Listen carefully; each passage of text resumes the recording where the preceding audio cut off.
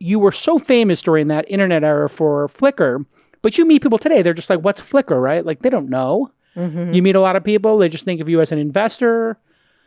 Oh, I don't know. I've done a lot of things in the intervening years, including, getting involved with Etsy and being the chairman of Etsy for That's a big all deal. of that time. Yeah. That was kind of an 8-year Journey, which was a long time. Pretty amazing, because if you think about Etsy, that was a New York company that was turned down by almost everybody for investment, right? Like, that was like a weird idea. It was not popular. I walked it around the valley. I took it famously to people like Reid Hoffman. Yeah, he's like a hard pass. Right. I think it was not obvious to a lot of people. Why? Because, the questions that I were asked were, so let me get this. That's like it's a bunch of women knitting sweaters and selling them to each other. Yeah. I'm like, yes. It's a tremendous opportunity. and I think that it was just not obvious until the numbers started to roll in. Why was it obvious to you that was a thing? It was very obvious to me because here we were at the beginning of what I think a lot of us sensed was a big movement. Right? It was a movement. It was the DIY, handmade, maker, be your own boss. Yeah. Right? It was Start your own business. It was actually a kind of an exhaustion with big box retail and Target and Walmart and all of those companies. Yeah. And so this was a return to, handmade soap. Yeah. Right? And carpentry that was actually done by your uncle in his garage. And it was like a whole movement. And the entire following decade was about that.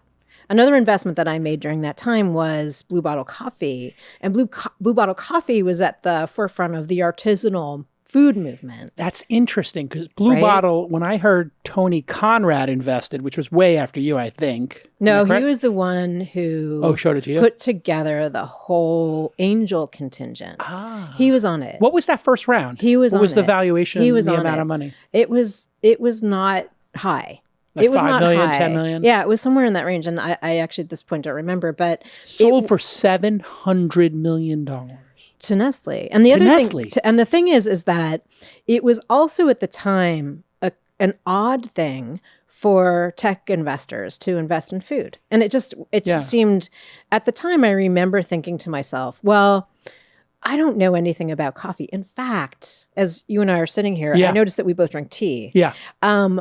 We're tea drinkers. And I, at the time, had never drunk into that. the coffee. I invested in it because I could see that it was a extremely strong brand. Right. It had James Freeman, who is this coffee guru, who had been building it in literally a garage on Hayes Street for 10 years. And I lived near there. And so I would go down, there'd be lines through the block. And I was like, this is a tremendous brand. Right. And, I had the misfortune of like an entire Wired Japan television crew showing up in my office one day to interview me about Blue Bottle Coffee. And the very first question was, so what's so special about this coffee? What does it taste like? And I'm like, Yeah. You're like, this is the time to lie. I'm not sure I can answer that question. So it's smooth. It's very smooth. But I know a good brand. Yeah. And I think I think it's also very true that startup had just unbeatable authenticity, right? It had a coffee obsessed founder who had been working at it, product toiling. Founder product fit, I guess we call that in the industry. Yeah. I think that's what it's called these days. But it was you don't find anybody as into coffee as James. I heard this is somebody told me the secondhand.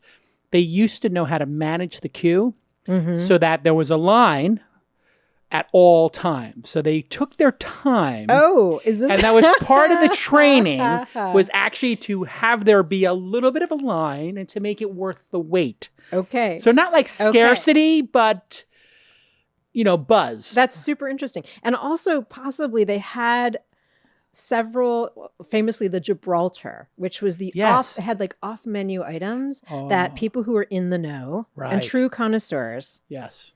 I think a Gibraltar is like a cortado. It's like a equal parts milk and something like foam this. or something like that. It's like 20. Isn't it amazing we're sitting here in 2019 And there are like 40 different coffee beverages. And the average like truck driver or person in middle America or in China who just came down from the farm country, they know what these 40 items are. It speaks to that artisanal trend that you identified. Right.